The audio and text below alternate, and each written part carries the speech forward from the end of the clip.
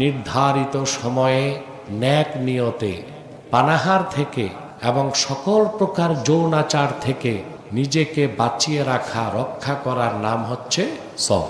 এটার নাম কি? পানাহারও করা যায় না, যৌনাচারও করা যায় না। এবং সেটা কখন থেকে?